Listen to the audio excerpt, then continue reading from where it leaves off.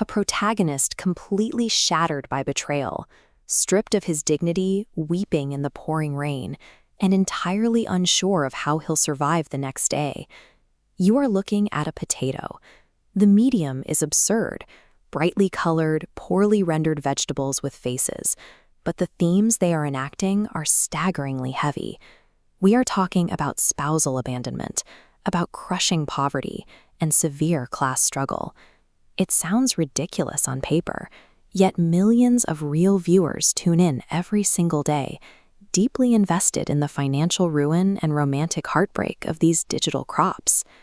To an outsider, watching a wealthy bitter gourd steal a poor potato's wife looks like algorithmic garbage meant to game YouTube, but the audience retention numbers tell a different story. These stories operate like modern, digital fables, adhering to a narrative cycle as rigid as an ancient scroll. Every plot point and character arc is locked into a specific 3-act grid. By looking at the specific ways these stories move from poverty to betrayal and redemption, we can see how they address the anxieties of a world that feels increasingly volatile. The foundational rule of this cinematic universe is simple. Conflict never starts with a broken heart. It always starts with an empty wallet. This logic flowchart maps the economic catalyst. Alu faces a financial wall. He's too broke to marry his dream okra or fund Piazza's medical school. That pressure triggers the trap. A massive glowing red shortcut appears, a wealthy rival vegetable, or big city money. We see this exact scenario play out repeatedly.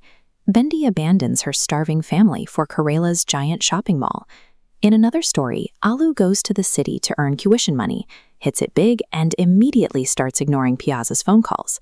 Reaching for that financial shortcut guarantees instant, blinding corruption. In this universe, winning the economic lottery is not a reward. It is a poison that actively dissolves a character's loyalty. Because the money was obtained quickly, the formula demands that it vanishes just as fast. The illusion of wealth always shatters. The climaxes are ruthless. Baingan steals Bindi's savings and leaves her. Karela casually admits he only bought a wife to make Alu jealous, before throwing her on the street. The fast track always crumbles into dust. While the shortcutters fall apart, the characters who stayed behind are subjected to the law of hard work.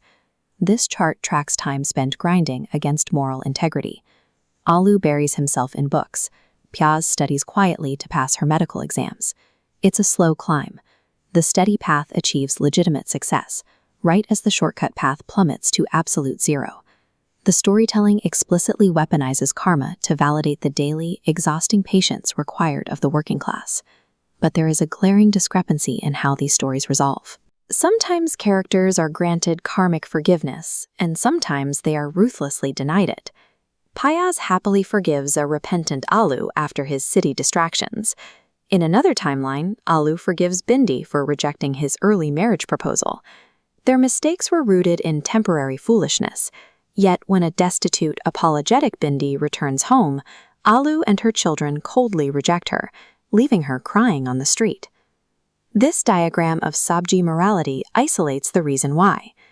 The outer layers contain minor sins you can bounce back from, but sitting at the protected, unbreakable core is the family unit. Consciously destroying your family for material gain crosses the absolute moral boundary. A vegetable can recover from poverty, greed, or naivete, but abandoning your spouse and children is treated as a permanent spiritual death.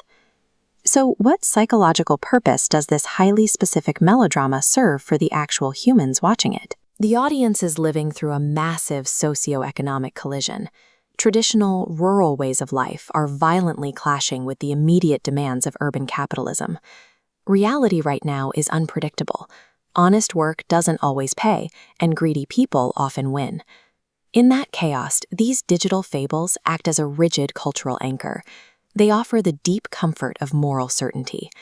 In this universe, greed will always be punished, and honest, grueling work will eventually be rewarded. The Sabji universe ultimately insists that while money can be stolen or lost, the family remains the only asset that actually holds its value. Integrity and shared struggle are the only things that survive the end of the story.